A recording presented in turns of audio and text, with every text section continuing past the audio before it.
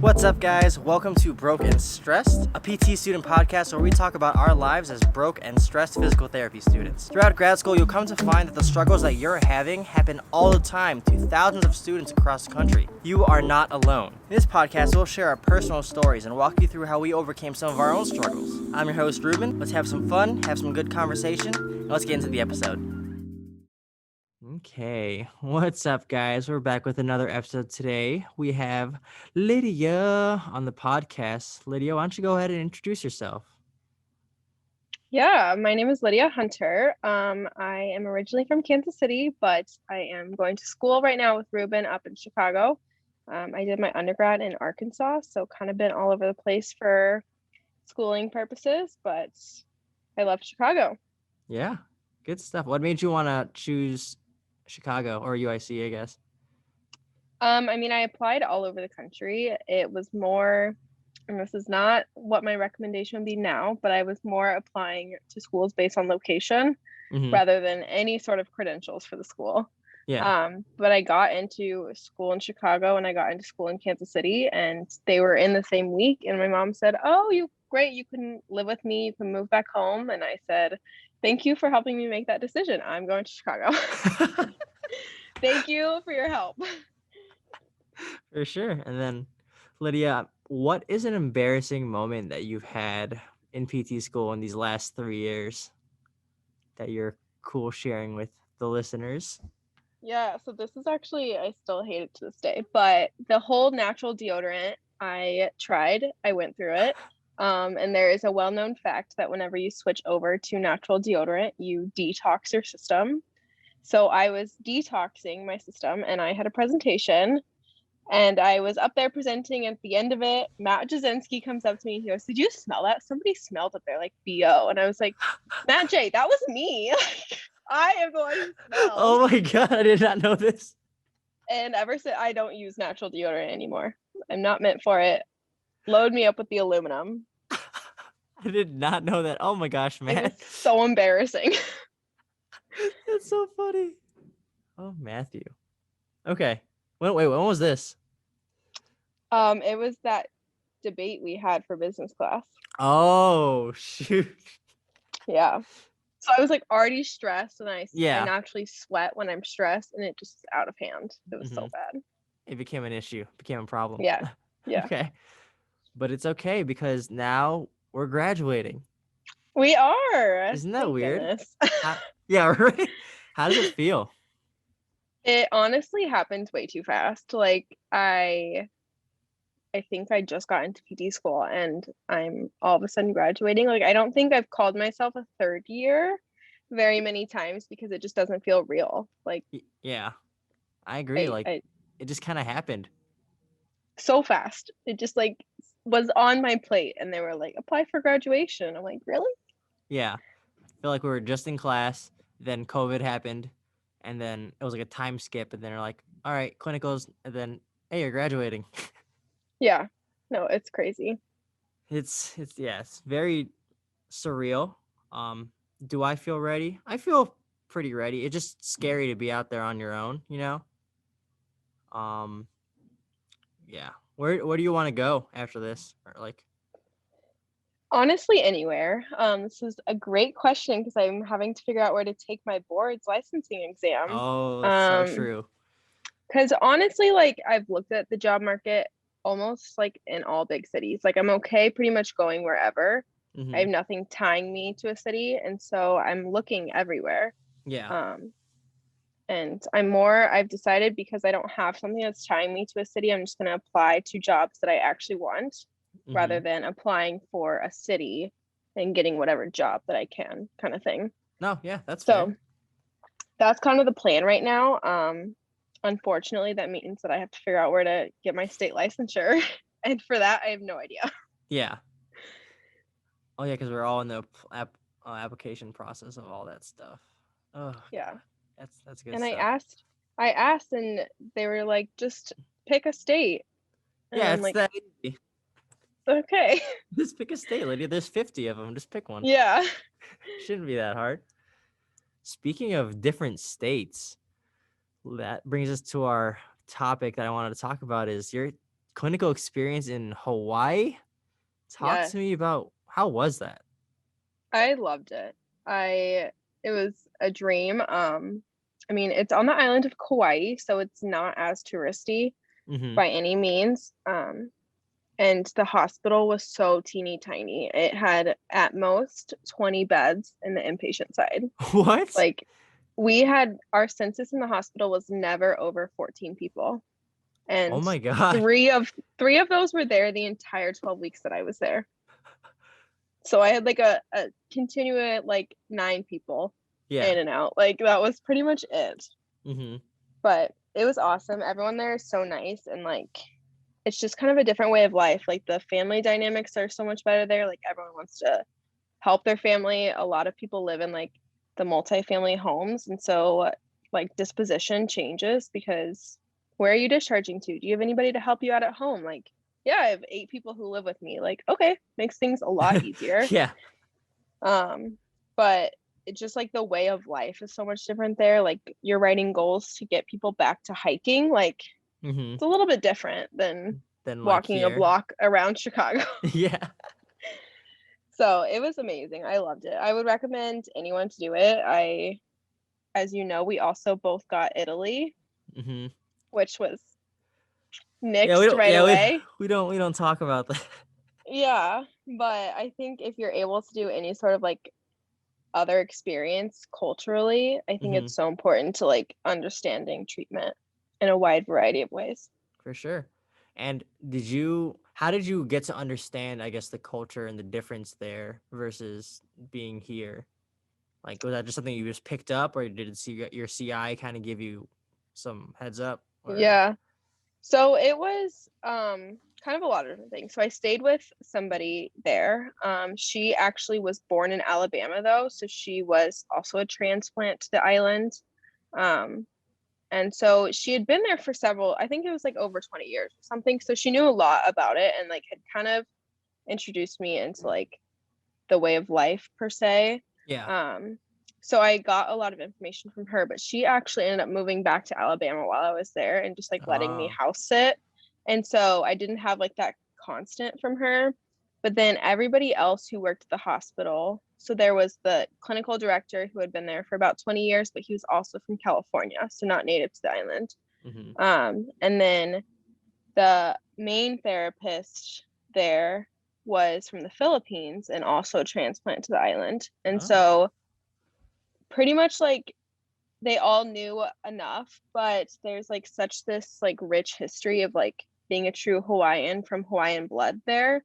And Yeah. that took me a long time to like learn the importance of that. It's like they treat like the true Hawaiian ancestry and like culture very strongly. And so that Yeah. was something that I had to just learn with experience kind of Mm-hmm. thing.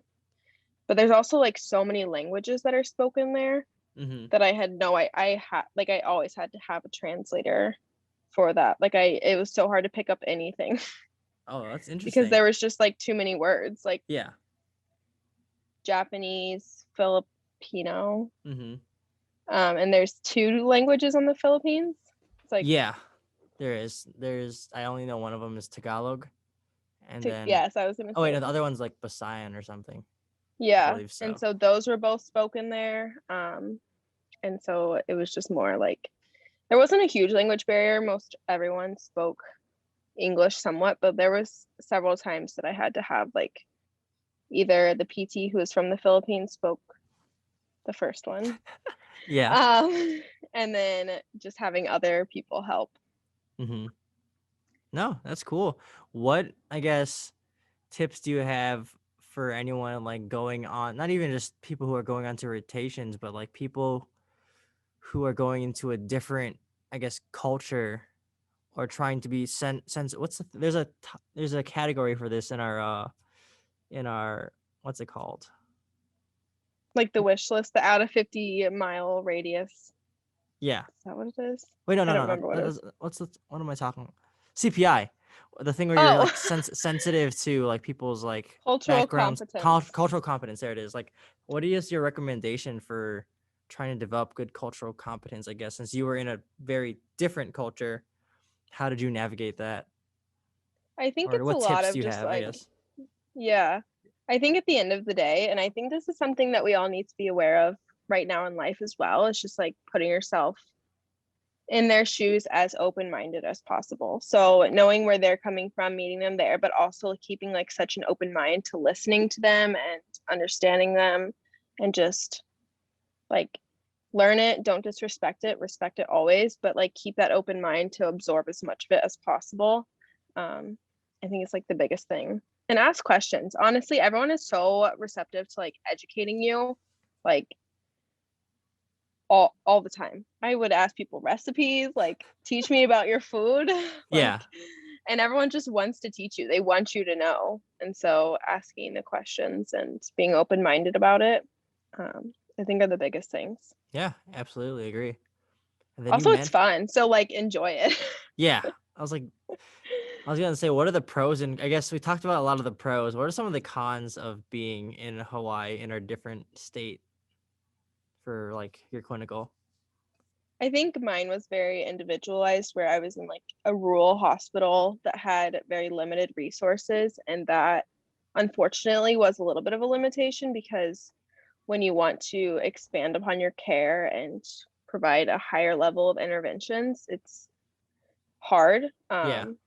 One story keeps coming to my mind, and I feel like I have to just tell it. So we had a patient who had a compression fracture of her thoracic and lumbar spine, Oh wow. and we needed a TLSO. Mm-hmm. We couldn't find one anywhere, or we couldn't. We in order to order it, we would have had to order it from the main island, Oahu, Yeah. which would have taken days, and she wasn't going to stay for very long. And so we got one in the hospital, and we took it out of the package, and it was made in 1956. And we just put it on her. We literally just put it on her. And I was like, this, like, it had a lock and a key that you like fastened and like Yeah. had the key. And then we just like stuck the key up on like the board. And we're like, don't lose this key or else she's stuck in this brace. Like, it was wild. So definitely resources and like Yeah. just accessibility to anything, like, especially on that island itself, to get anything, you had to get it from the main island. It's like, Yeah. that was the biggest thing. I think the biggest question that everyone has is like financially, how do you swing it? Yeah. I was gonna Like ask that. obviously, yeah, obviously you're moving to another island. Hawaii is known for being the most expensive state in our country. Mm-hmm. And for me, it was partly like I moved home for the summer and I found someone to sublease my apartment. And so I just kind of offset those costs with me leaving Chicago, that rent money, and then I was home, so I worked a little bit. And so I just kind of combined those two and was like, okay, that will offset the cost. Yeah. But ultimately, you are on vacation. Like, you're going to spend more because you're experiencing more, like, you're Mm-hmm. doing more things. Yeah. So Naturally. that cost, yeah, that cost can be hard to offset. Um, but I think of like for me, and again, this was like very individualized because we were in the middle of a pandemic, but like I just was like, okay, then I just won't take a vacation this year. Like I'll just offset the cost with that.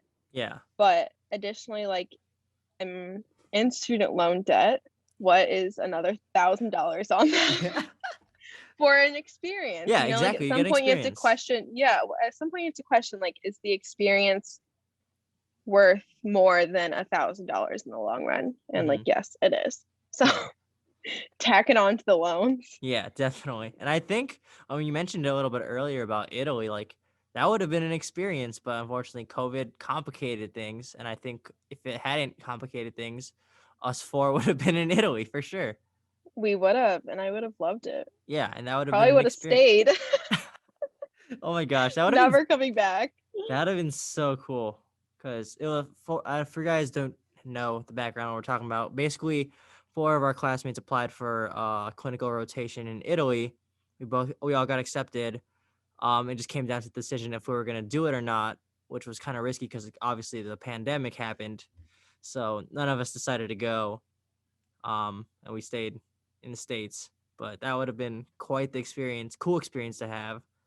Um, but yeah, coulda, I shoulda. ended up actually moving forward with it for a while. Oh, you did? Yeah, so they never ask me for the deposit to hold my spot. They were like, we understand that it's COVID pandemic times. We're not going to ask you for it. Yeah. So they just held my spot for me until ultimately UIC canceled me. And I was like, I find it interesting that UIC is going to cancel me and not Italy. But Oh, yeah, wow. UIC didn't send anybody abroad this year. Okay. And so that was why That's crazy. I didn't know that. Yeah. Oh, man. So you would have been I would have been in in Italy. Oh, no. I'm sorry. I know. It's okay. I'll live. Yeah, it's okay. Hawaii was cool, at least. Yeah. I'm glad I ended up getting it because initially I was kind of upset when I got Hawaii because it was like number 15 out of 15 on my wish list. But I was I gonna guess ask, nobody, like, yeah, did you rank it high? But obviously you didn't. So my one thing, and this was like pre-COVID, so I don't know how I had the foresight to do this, but I wanted to do my inpatient rotation second. Like to the end of it, I was like, I want to do it second. So everything that I put on my list was inpatient. yeah. And unfortunately, there were only 15 inpatient spots. So Hawaii had to be put on there. And I cried when I got it. I called my mom and I was like, I can't go to Hawaii. Like, this is not in the cards for me. I wanted to do my last clinical in Chicago so I could get a job in Chicago. Like, this just doesn't make sense. Where am I going to live? Like, I need an apartment. Yeah. And so I cried. And then she was like, it's fine. You'll love it. Like, just let it be. And I was like, okay, fine. I'll let it be. And it ended up working out. So Yeah. Man, any regrets? no, not at all. I regret not staying longer, but Thanksgiving hit and I was like, I guess I'll come home. Mm-hmm. How difficult was that transition, like, logistically? It was actually okay besides like getting tested. So Kauai may still have it, but when I was there, that island had a 14-day mandatory quarantine, no matter what.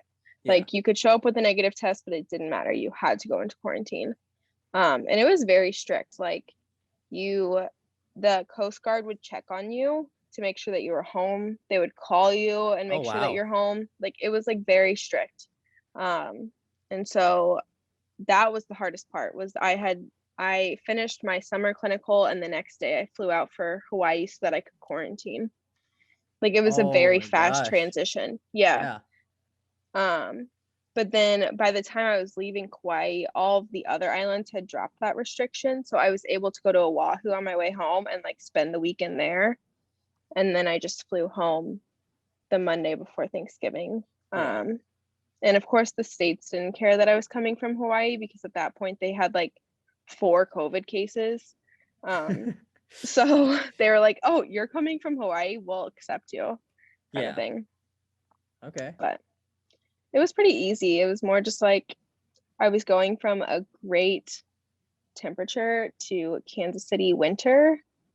So that was the hardest transition. Was going the back climate home. change. Oh my God, yeah.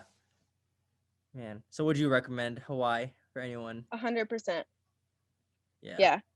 I think if you can figure it out like logistically and financially and sort of take that risk per se, I think it's totally worth it. Like, totally worth it. Mm-hmm. This is kind of random, but since you've been kind of you went to a different state, would you ever consider like travel therapy? So many people have asked me that. So I know I just think because you went to one state doesn't mean you're going to travel all over, but is that something you'd ever consider? I think I would like it if, so my struggle with travel PT is they're notoriously known for being in more like SNF level and hospital level centers. And that's, I don't want to say I have no desire, but like for now, I want to start in an outpatient setting. I think that's where I want to more so go. Yeah. And so I don't think travel PT right now is for me. With that said, all of the PTs in Hawaii are travel PT contracts. Yeah. They cannot hire somebody permanently. Like, they've had a job opening for 10 years at the hospital that I was at. Oh my God. Like, yeah. And part of that is pay. Like, the pay is significantly lower, but I think in that regard, what I was saying. So one of the travel PTs who was at the hospital when I was there, she was in her late 40s. And she was like, I did the outpatient thing. I found where I was passionate about, but like right now I need a break from that. And so I'm going to do travel. And she traveled for like, I think she's on like year 4 or 5 of travel PT. And she was Oh like, it's wow. not the setting that I necessarily want to work in, but like it's something different. And it's something that I want to do right now. So that's what I'm Interesting. doing. Yeah. And I'm like, I could see myself doing that like later in life, like moving more towards that Yeah. route. For sure. Yeah. Would you ever do it? See, I think I would. I think I just got to get that confidence. I want to get some mentorship out of being my first year out, at least, to get more confidence, and then I think I would do it for sure. My CI did it. My current CI did it, and he's like, it's a no brainer for anyone that's like young, while you still have it, and it's good money, good experience to just travel. Especially me, I don't travel. That's why the Italy thing was huge for me. So I've never traveled, so that would have been a great experience, and travel PT would be Yeah, my gateway to start traveling more. Um, but yeah, I think I would definitely consider it. you should. I think you would be really good at it. What makes you say Like that? entering into a new space every 3 to 6 months. I feel like you're very good at like coming into it and like making your place and like making the friends. And I think because of That's how true. easygoing you are, I think you would like slide in really well. Oh, thank you. Yeah. Okay, let's talk more big picture now about like how clinicals have been. What are some things like big takeaways from each of your clinicals that you've had? Like things that Oh you learned. gosh. I think the biggest so I had 3 very different clinicals. My first one was workers' comp. Um, I was seeing 2 to 3 patients every hour in my first clinical, and I Oh had my no idea goodness. what to do Yeah. about anything. Like, I look back and I'm like, why was I doing that? And it honestly was because I had no idea what to do. Yeah. And then my second one was Hawaii, where it was like I said, not a lot of patients. And I mean, it was still challenging because like the diagnosis that came to the hospital were so all over the board. But at Mm-hmm. the same time, it just like, it was just so relaxed and like island vibes. And I loved it, but it was very relaxed. And then my last one was at UIH, and that's a lot more like education focused. You're doing a lot more work, you're doing a lot more research, you're making an argument for everything that you do. And I think that was just a very different experience, but I learned so much from it. Mm-hmm. And so I think my biggest takeaway from clinicals is that you kind of have to have that hard clinical. Like you have to do it once, but it really challenges like your clinical reasoning and your why. And I think that's something that every student needs to have at some point. So originally, whenever we were doing clinicals, like everyone said doing any rotation at UIH was too hard. Like it was so hard. Mm-hmm. It was known to be notoriously hard. Yep. And then my third clinical, Italy, got canceled. And so I was put in that pool of like figure out what to do. And my options were UIH. And so I just did it. But I was nervous about it. Yeah. But I think you have to have that hard clinical, like at least once. Oh, you definitely do. Yeah. I knew going in, I was like, shoot, this is gonna be really difficult, but I know once I get through with all the blood, sweat, and tears, I'll be a better therapist on the other side. Yeah, Hated it during. I didn't hate it. It was just tough. But very yeah, it tough. definitely shaped me to be the therapist I am and I'm going to be. But yeah, Yeah. literally, for anyone listening, just take your time to take each experience and absorb as much as you can as a student, because each experience can be unique, like you said.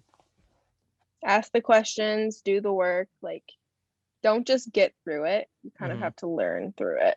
Yeah. But you had your hardest clinical as was that your first or your second? Technically, my first, because Okay. my summer got canceled. Okay. And do you feel like that changed how you treated during your last one? Yes, absolutely. UIH definitely shaped everything that I'm doing right now in this clinical, for Because I sure. feel like for me, like going into my last clinical, I didn't have a way to treat yet. Like I Yeah. hadn't found how I was going to treat as a clinician. I was kind of just doing it. Mm-hmm. And then I feel like with that clinical, you figure out how actually you will treat patients. Yeah. Do you think if you had the choice to rearrange the rotations, like the order you did them, you would have done UIH first? Or Honestly, no. no? I still would have saved it for the last, just because I didn't like I want to do outpatient, so I would want to end on outpatient. And I think between that and workers' comp, I'm glad I ended on that one. Mm-hmm. Um, yeah. Okay, for sure. What are some tips you have for any students about to go into rotations? I know the second years are about to start rotations soon, I think, right? So yeah, what are some tips that you have for anyone going on to clinicals? We'll start off with just clinicals in general, and then I guess with clinicals in a different state. Okay. I think clinicals in general, I think everyone goes into clinicals with their own biases. Like your education is more often than not geared towards a certain like rationale or theory, or like you walk in with biases. But I think it's important to kind of drop those whenever you go into your clinical. Like learn from the clinician who's treating you. And overall, like you'll find that each clinician treats different and you just have to find your way. But like while you're there and learning, you need to absorb what they're teaching you. Mm-hmm. So I think like dropping those internal, external biases and just like learning and absorbing would be my biggest recommendation. For sure. Um, for people going out of state, oh gosh, I would just say like enjoy it. Like you have to, it's going to be stressful, but you have to have that layer of like relaxation. I don't know if that's the word, but like stress freeness to yourself to be able to absorb it, but also enjoy it and like make the friends. And, you know, you can't be all focused on like your clinical at that time because you are in a different state and you kind of have to still live. So Mm-hmm. be able to make the friends and enjoy it be my biggest thing, but also remain so open-minded throughout, like for both answers. Just stay open-minded and kind of let it be. There you go. Sounds so philosophical. I know. I'm trying to think if I have any more questions, What but is your recommendation? I would say, I mean, yeah, those are good recommendations for sure. Like being open minded, you're there to learn. Ask questions, even if it's annoying. Like ask every question about any scenario. What would you have done in this scenario? What critiques do you have about how I did this technique?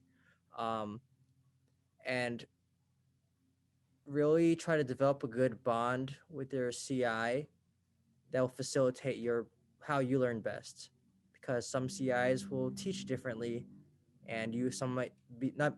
You might be receptive to learning in a different way, and it's important to communicate that. Otherwise, you're not going to get the best potential experience. So, I think that's super important right out the bat is to communicate with. I like learning this way. I like receiving my feedback like immediately, um, stuff like that. Because that's how I was. I was like, all right, after every patient, I'm like, okay, what I do wrong? what can I do better? What Yeah. would you have done? I did that like almost every patient in the beginning, just because I just want to fill my brain up with possible ideas and get your clinical reasoning improved, because you don't have that initially right off the bat when you're going into clinicals, because you don't have any experience besides like maybe some INA visits or like some visits that Yeah. your school makes you do for class. But other than that, like you probably don't have much clinical experience. Yeah. If you were to do it again, would you still do Italy? Yeah, I think. Me too. I miss Yeah, it. I definitely would have done it Italy, because that would have been. I would have if I had it all mapped out. I would have done my inpatient in the summer. I would have done UIH in the fall, like I did, and then I would have done Italy, because I would have hopefully met my requirements to graduate. Gotten Yeah. entry level, hopefully, and I would have just enjoyed Italy. You know. Where were you supposed to be in Italy? Like which two settings?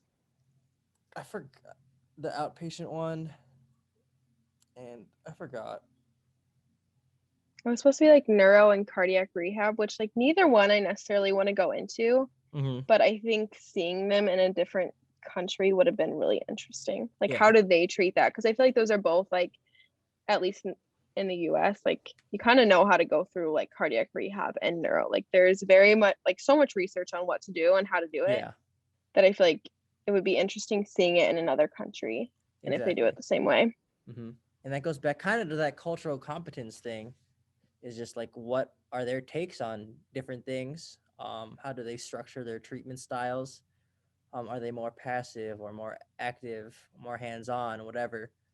And that would have been interesting to see and learn from, and take that back and Yeah. be like, yeah, I did a clinical rotation in Italy as a small flex, whatever. There you go. But yeah, that's all I got, Lydia. Do you have Thank any you. final remarks for us graduating and for any students listening? I'm kind of sad that I I'm shouldn't sad. have said that. Darn it. I know. Make Why it did I through say it, but that? like, live through it. You gotta take it. Exactly. Enjoy it. Enjoy it. And Lydia, can you show us some of your famous dance moves? If you guys are listening, you Oh, won't be able to see it, but if you guys are watching, what is I usually dance with my arms, and everyone makes fun of me for it, but like, this I one love is my it. go-to. That's so you. Whenever we go out to like bar nights, that would just be you, and it would be Like, in the great. background. Yes, Yeah. I love it.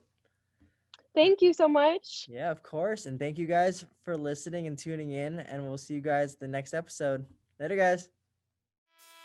Thanks, guys, for tuning in to today's episode of Broken Stressed. If you enjoyed the podcast, make sure to smash that follow or subscribe button to get notified whenever new episodes are released. If you want to connect with me on social media, you can find me on YouTube or Instagram. Thanks again, guys, for tuning in, and we'll see you next time.